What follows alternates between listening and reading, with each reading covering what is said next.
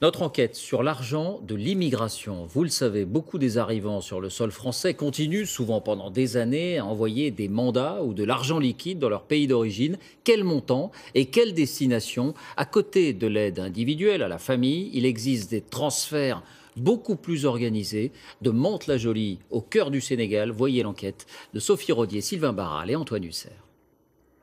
C'était un village, c'est aujourd'hui une ville. Ourossogui, au Sénégal, à 700 km de Dakar. 20 000 habitants qui ne doivent qu'à eux-mêmes leur développement économique. Ici, on ne compte pas sur l'aide internationale. La plupart des infrastructures, c'est aux habitants partis travailler à l'étranger qu'on les doit. Ce dispensaire flambant neuf, avec des équipements modernes. Des quartiers entiers qui se construisent. Et depuis 4 ans, pour la première fois, un lycée parfaitement aménagé. Bonjour. Voilà, ça c'est une classe de terminale.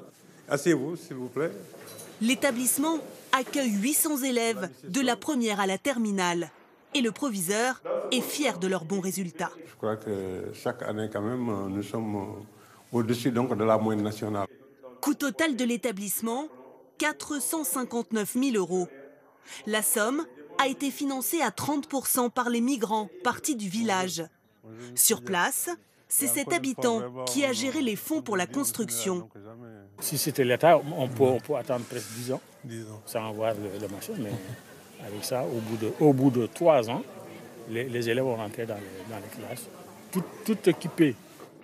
Comme pour chaque projet, tout a commencé à 5000 km d'Ourossogui, à Mantes-la-Jolie, en région parisienne.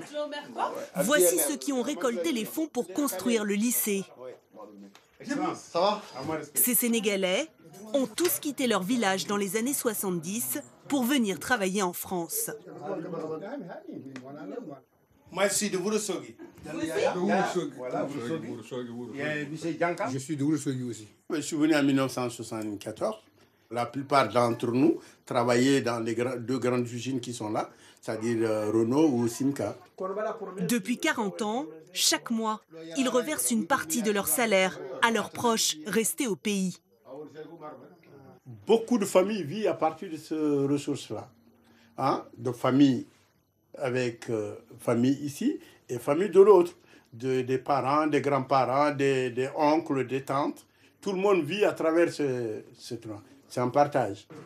Et tout est très organisé. Pour gérer au mieux les fonds des Ouroussouguiens de France, ils ont créé une association avec un président et un trésorier.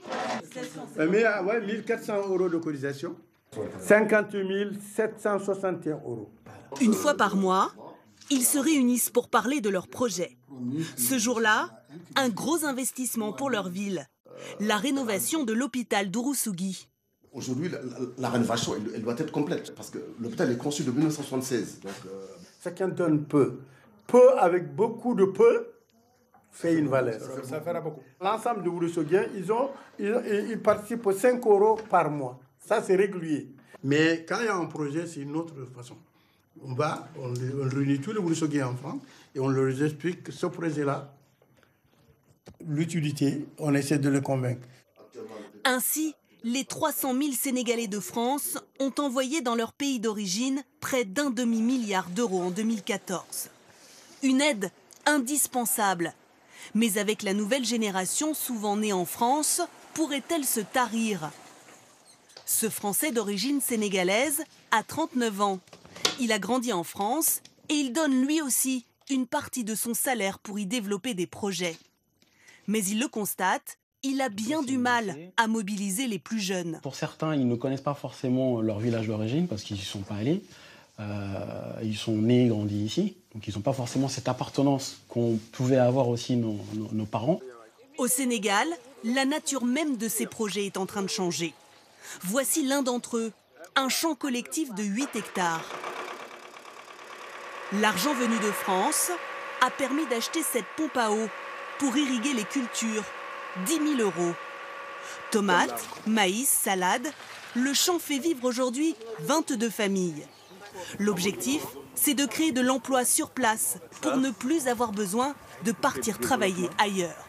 Compte tenu des problèmes de migration forte, compte tenu de tout ce qui se passe, on a dit, revenons travailler ici.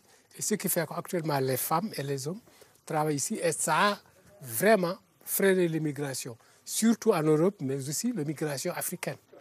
Depuis 2005, les Sénégalais de France regroupés en associations ont financé plus de 150 projets dans le domaine de la santé, de l'éducation et de l'accès à l'eau potable.